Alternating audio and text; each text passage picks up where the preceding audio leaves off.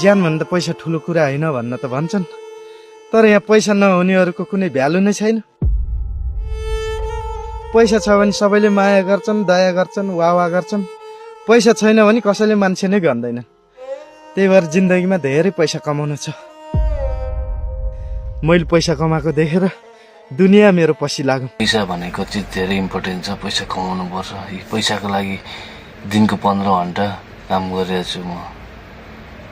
पैसा नचाहिने भएपछि दिनको 15 घन्टा विदेशमा आएर काम गर्नु पर्थ्यो भन्नु त तपाईँहरू।